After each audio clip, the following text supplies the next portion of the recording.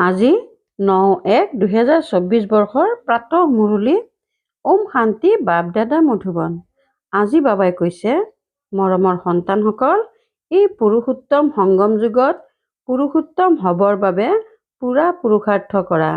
যিমান সম্ভৱ স্মৃতিত থকাৰ আৰু পঢ়াৰ প্ৰতি মনোযোগ দিয়া। প্ৰশ্ন: তোমালোক সন্তানসকল বৰ ডাঙৰ বেপাৰী। তোমালোকে সদায় কোনটো কথাৰ প্ৰতি ধ্যান দি বিচাৰ কৰা উচিত? উত্তৰ: সদায় লোকচান আৰু লাভৰ ওপৰত বিচাৰ কৰা। যদি ইয়াৰ ওপৰত বিচাৰ নকৰা তেন্তে প্ৰজাৰ শাৰীত গৈ দাস-দাসী হ'ব লাগিব। পিতাই 21 জন্মৰ বাদশ্বাহীৰ যি উত্তৰাধিকাৰ দিয়ে সেয়া হেৰুৱাই পেলোৱাবা। সেইবাবে পিতাৰ সৈতে পুৰা চুক্তি কৰিব লাগে। পিতা হৈছে দাতা।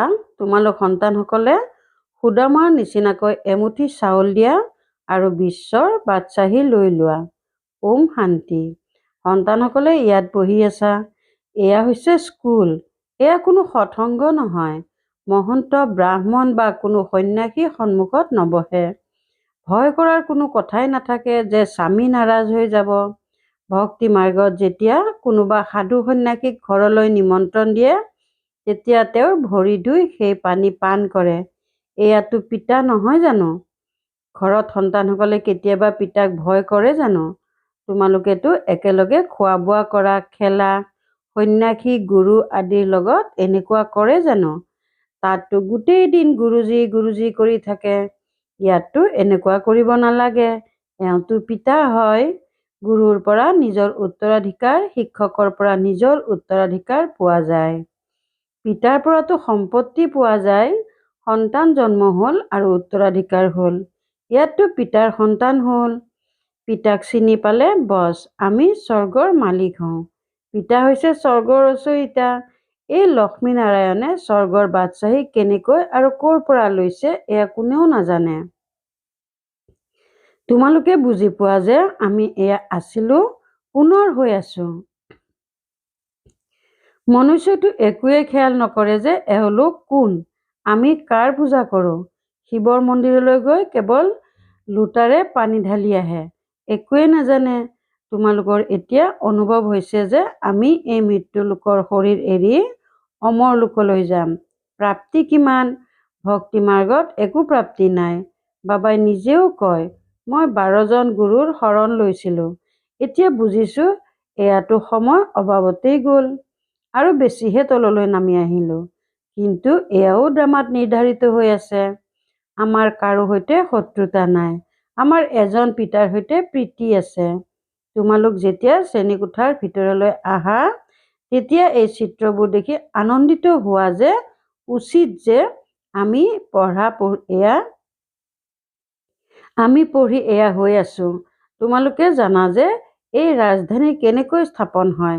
পিতাই কয়, সন্তানসকল বিভ্ৰান্ত নহবা।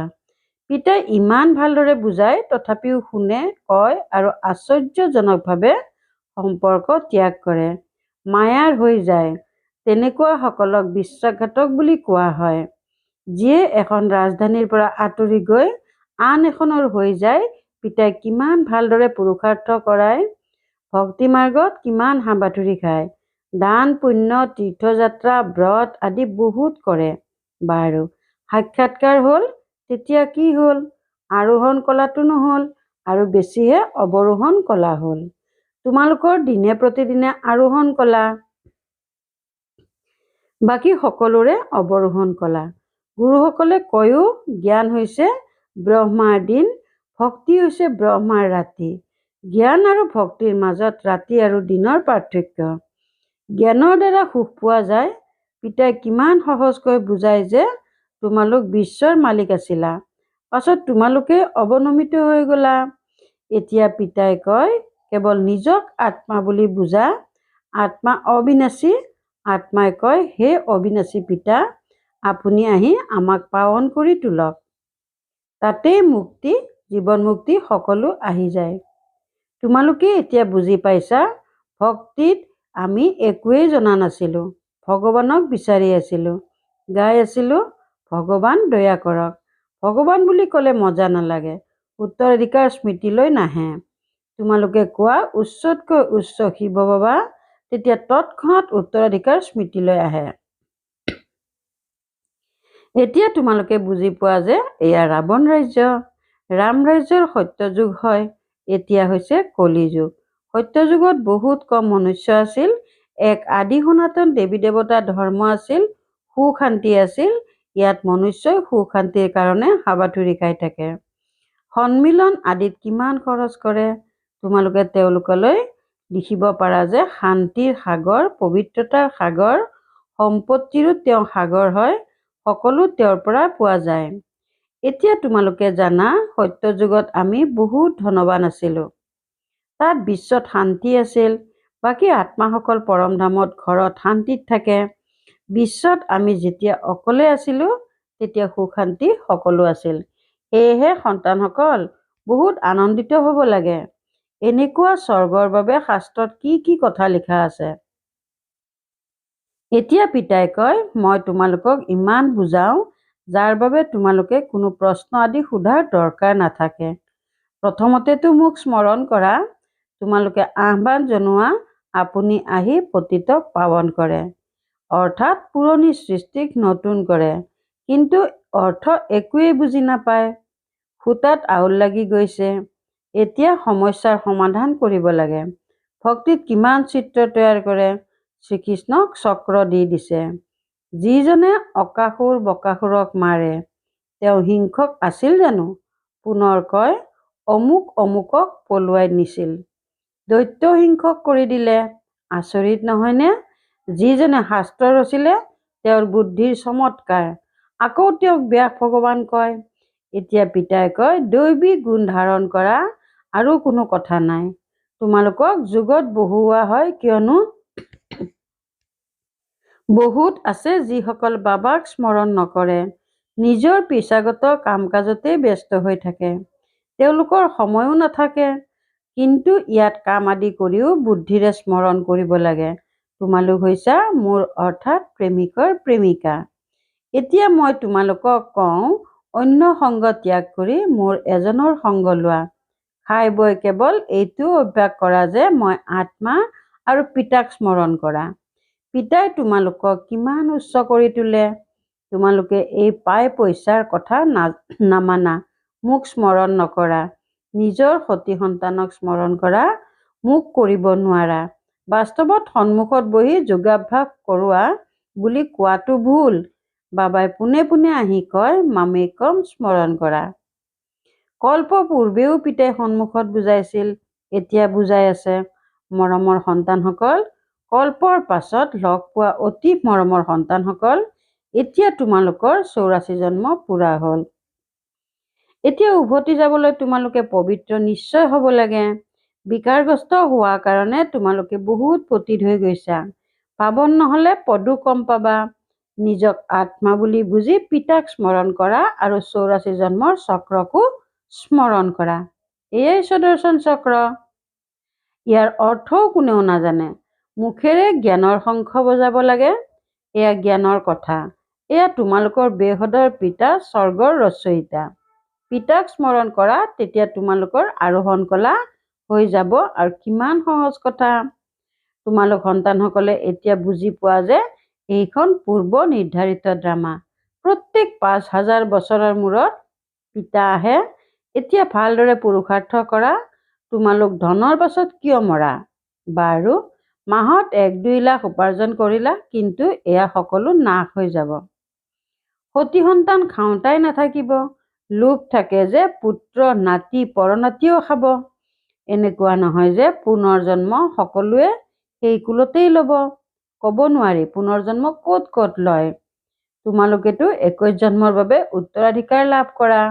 যদি কম পুৰুষাৰ্থ কৰা তেন্তে প্ৰজাৰ শাৰীটো দাস দাসী হবাগৈ। এতিয়া কিমান লোকচান হৈ যাব। সেয়েহে লোকচান হ'লে লাভৰ কথাও বিচাৰ কৰা। বেপাৰীসকলে পাপো বহুত কৰে, তেতিয়া কিবা নহয় কিবা দান পুণ্যৰ কাৰণে ৰাখে। এয়াটো হৈছে অবিনাশী জ্ঞান ৰত্নৰ বেপাৰ, যিটো কোনোবা বিৰলজনেহে কৰে। এইটো চুক্তি পোনে পোনে পিতাৰ লগত কৰিব লাগে। পিতাই জ্ঞান ৰত্ন দিয়ে। তেওঁতো দাতা। সন্তানসকলে এমুঠি চাউল দিয়ে, তাৰ বিনিময়ত পিতাই বেহদৰ বাদচাহী দিয়ে। তাৰ তুলনাত এয়া এমুঠি চাউল হ'ল নহয় জানো? তোমালোক সকলো হৈছে সুদামা। কি দয়া আৰু কি দিয়া আৰু কি লোৱা। বিশ্বৰ বাদচাহী লৈ বিশ্বৰ মালিক হোৱা। বুদ্ধিয়ে কয় এক ভাৰতখণ্ডই হ'ব, প্ৰকৃতিও নতুন হ'ব, আত্মাও শতপ্ৰধান হ'ব। সত্যযুগত তোমালোক দেৱতা আছিলা, তেতিয়া বিশুদ্ধ সোণা আছিলা। আকৌ ত্ৰেতাত অলপ ৰূপ আত্মাত মিহলি হয়, তাকে ৰূপালী যুগ বুলি কোৱা হয়। চিৰি তললৈ নামি আহে। এই সময়ত তোমালোক বহুত উচ্চ, বিৰাট ৰূপৰ চিত্ৰও আছে। কেৱল অৰ্থ বুজি নাপায়। কিমান অনেক চিত্ৰ আছে। কোনোৱে যীশুখ্ৰীষ্টৰ চিত্ৰ ৰাখে, কোনোৱে সাই বাবাৰ ৰাখে। মুছলমানকো গুৰু ভজে। আকৌ তালৈ গৈ সুৰাপানৰ ৰংগসভা পাতে। পিতাই কয় কিমান অজ্ঞান অন্ধকাৰ। এয়া সকলো হৈছে ভক্তিৰ অন্ধকাৰ। সংগৰ পৰা নিজক বহুত সাৱধানে ৰাখিব লাগে। কোৱাও হয় সংগই উদ্ধাৰ কৰে আৰু কুসংগই ডুবায়। কুসংগ হৈছে মায়াৰ 5 বিকাৰ।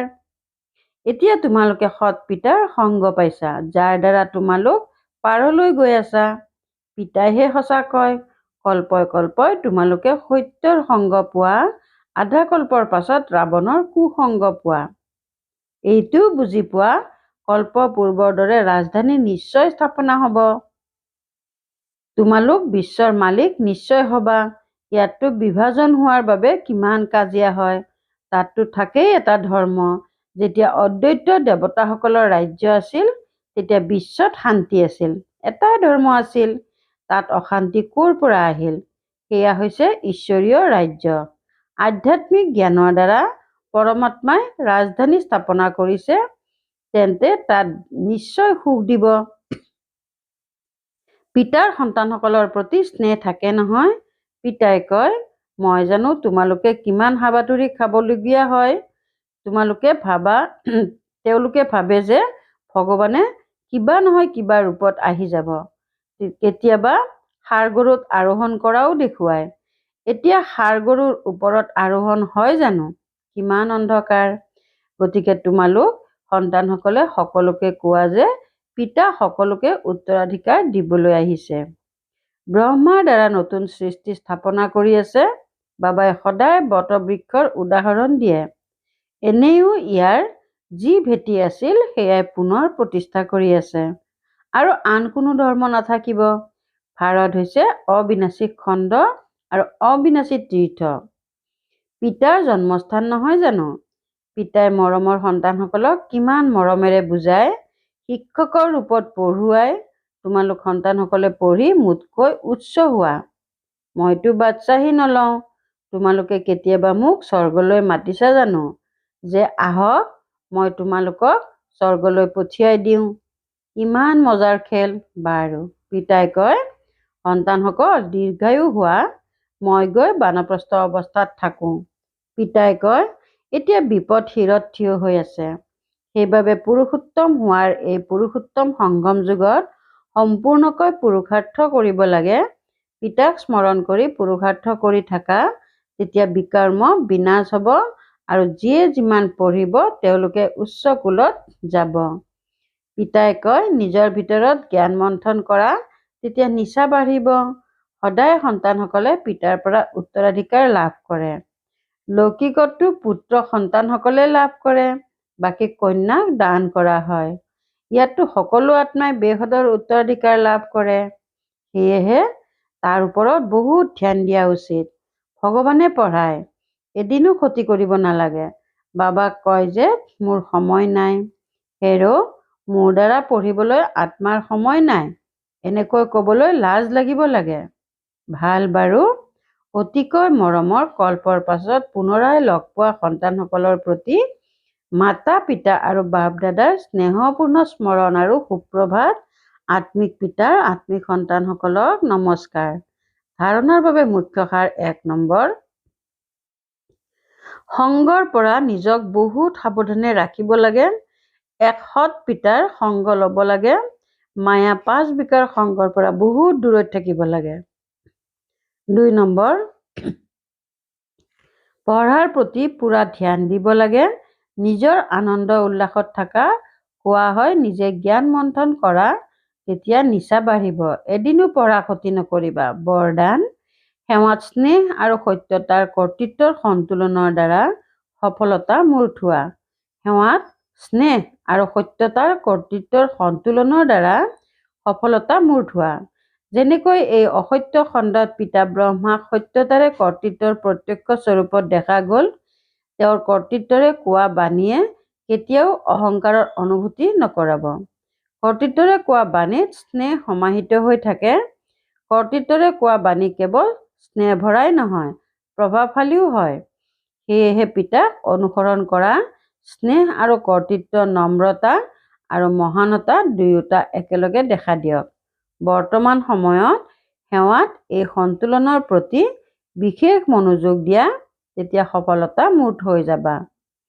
শ্লোগান: মোৰ বোধক তোমাৰ বোধলৈ পৰিৱৰ্তন কৰা, তেতিয়া ভাগ্যৰ অধিকাৰী লোৱা।